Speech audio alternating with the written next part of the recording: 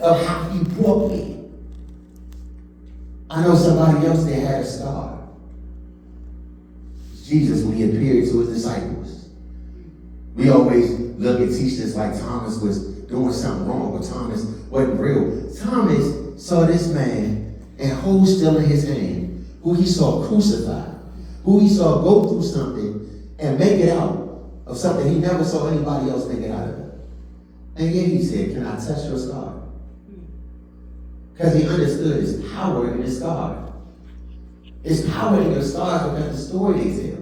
His power in your scars because when I look down and I'm going through stuff now, I'm like, he did all this. If he can do all this and have me walking and talking and moving again like nothing happened, if I didn't give the testimony, you wouldn't know about the test. My God. Which is why I have to give the testimony every time I get a chance to, because God was with me in my lion's den. I don't care if you're tired of hearing the testimony. Yeah. You weren't with me in my lion's Come den. on now. God was with me in my lion's den. You didn't follow me. You didn't help me wake up. God helped me wake up every morning. Right. God helped me fight my battles. God kept my marriage together. God helped my health together. God helped my family strong. God even made it so I was still making money while I was laying in the bed, fast asleep, because God covered me My God. in the den. Yes, Lord.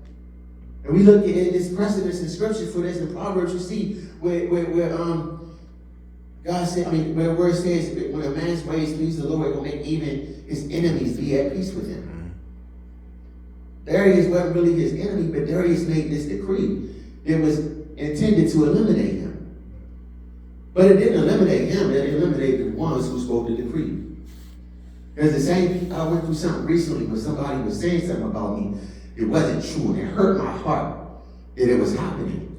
But what I had to realize, even in that moment, was I can't even blame them. Because here's the super thing, and I'm almost done. Here's the super thing I realized about the accusers in our lives. It's not them, it's him, it's Satan. We wrestle not against flesh and blood, right? That's also why vengeance is his and not ours. Because we look at it and we'll even pray sometimes about somebody like God is going to really destroy or hurt them. When gain perspective, he's their father too. God is their father too.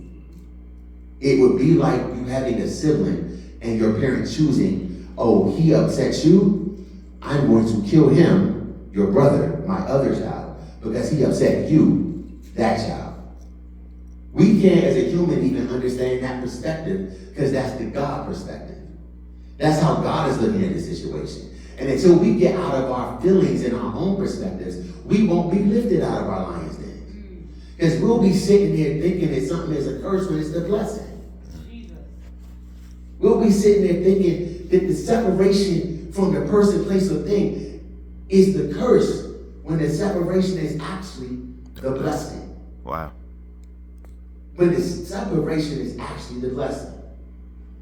The last thing I just want to share with you, real quick, is just this kind of praise that I got one day. I was listening in the car and I was listening to one of my favorite preachers.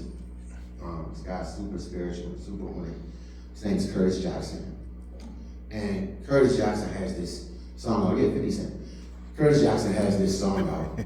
Don't look at me like